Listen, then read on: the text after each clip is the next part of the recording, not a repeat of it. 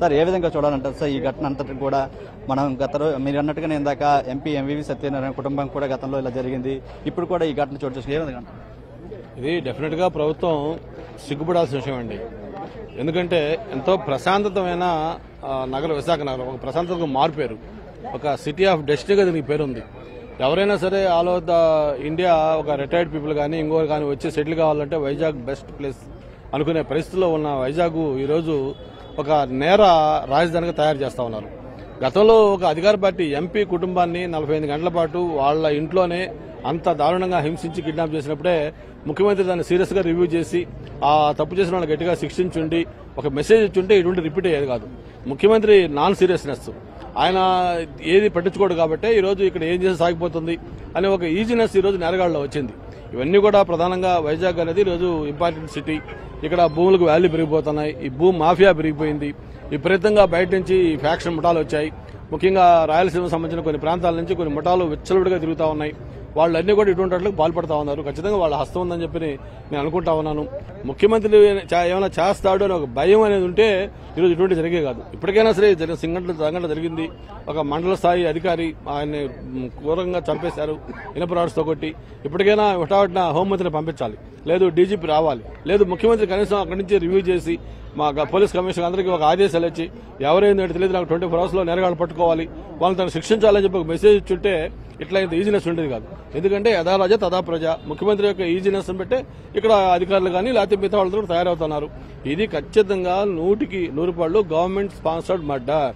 Government easiness వల్లే ఈ రోజు ఎంత దారుణంగా ఒక హత్య చేయగలిగారు. దీనికి ఖచ్చితంగా ప్రభుత్వం మూల్యం చెల్లించుకుంటుంది. సార్ ఈ ఘటన వెనక రాజకీయ పార్టీలు ఏవైనా సంబంధించి ఏమైనా కోణం కుట్ర కోణం కానీ ఎటువంటి ఏమైనా ఉందా సార్? ఇంకా ఎవరైనా ప్రేరేపించి కానీ?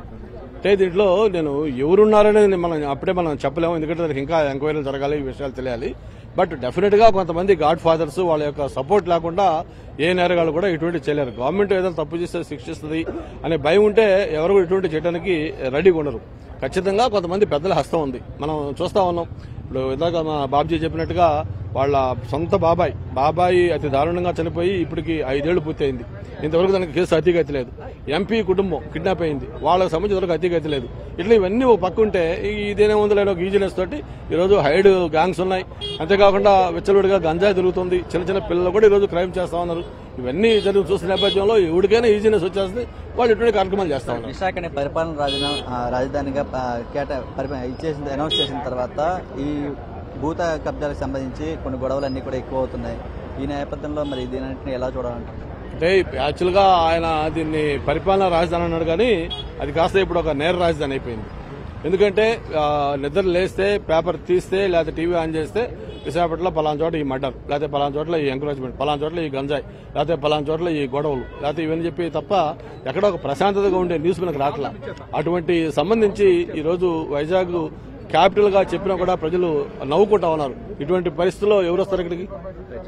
ఇది ప్రస్తుతం ఆయన చూసుకోవచ్చు. దీనికి సంబంధించి ఇప్పటికే అన్ని మొత్తం ఒకవైపు పోలీసులు కూడా దర్యాప్తు సర్వేంగా చేస్తున్నారు. ఈ కేసు సంబంధించి ప్రస్తుతం అయితే రాష్ట్ర ప్రభుత్వం కూడా సీరియస్ అయినటువంటి పరిస్థితి మనకు కనిపిస్తుంది. దీనికి సంబంధించి ప్రస్తుతం మనం చూడొచ్చు పోస్ట్ మార్టం ప్రక్రియ కూడా మరోవైపు కొనసాగుతున్నటువంటి పరిస్థితి ఇక్కడ కనిపిస్తుంది. ఏదేమైనప్పటికీ సంచలనం రేపినటువంటి ఈ కేసుకు సంబంధించి మనం చూస్తున్నాం. అయితే ఈ కేసు సంబంధించి ఇప్పటికే 4 అనుమానితులు కూడా అదుపులో తీసుకున్నారు.